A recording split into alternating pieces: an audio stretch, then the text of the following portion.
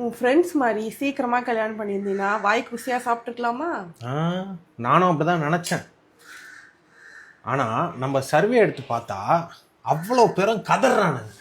Friends வீட்டுக்கெலாம் போனால் அரை மணி நேரத்துக்கு மேலே உட்கார முடியல. ஏன்னா ஒன்று பொண்டாட்டி உள்ளே கூப்பிட்டு எதுக்கு வந்திருக்கான்னு கேட்டுடுறாங்களாம். அதை வந்து ஓப்பனாக சொல்லிடுறானுங்க. அதுவும் இல்லாமல் இத்தனை வருஷம் கல்யாண வாழ்க்கையில் ஒரு நாள் கூட நாங்கள் நிம்மதியாக இருந்ததில்லைன்னு சொல்கிறானுங்க வெளிப்படையாக.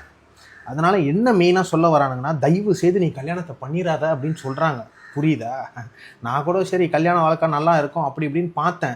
சரி அட்லீஸ்ட்டுக்கு நேரத்துக்கு சோறு கிடைக்குமேன்னு சொல்லிட்டு என் ஃப்ரெண்ட்ஸ் கிட்ட சொன்னா, மச்சான் நீ நினைக்கிற மாதிரிலாம் கிடையாது, பாதி நாட்கள் உப்மாலே போதான் வாழ்க்கை. சரி உப்மா வேணாம், சண்டை போட்டால் சேமியா கிண்டிடுறாங்களாம். அதனால் வந்து ஏதோ ஞாயிற்றுக்கிழமையோ சனிக்கிழமையோ நாய்க்கு எலும்பு துண்டு போடுற மாதிரி எங்களுக்கு ஏதோ சோறு கிடைச்சாதான்டா உண்டுன்றாங்க. சரி கல்யாண வாழ்க்கை தான் எப்படி இருக்குது அப்படின்னு பார்த்தா, ஒரு குழந்தை வந்த பிறகு என்ன சொல்கிறாங்கன்னா, அது அதோட கொடுமைன்றாங்க. தூங்க முடியலையா மனிதனால, ஒரு நிம்மதியான ஒரு தூக்கம் இல்லை அப்படின்றாங்க. ஒரு 5 வயசு வரைக்கும் தாங்க, 5 வயசுக்கு மேலே அவன் ஸ்கூலுக்கு போயிடுவான்ல, அதுக்கப்புறம் நிம்மதியாக இருக்கலான்றாங்க. அந்த 5 வயசு வரைக்கும் அவன் படுற கஷ்டங்கள் இருக்குது. அவன் சொல்லும் போது எனக்கு அப்படியே கண்ணீராக வந்துருச்சு.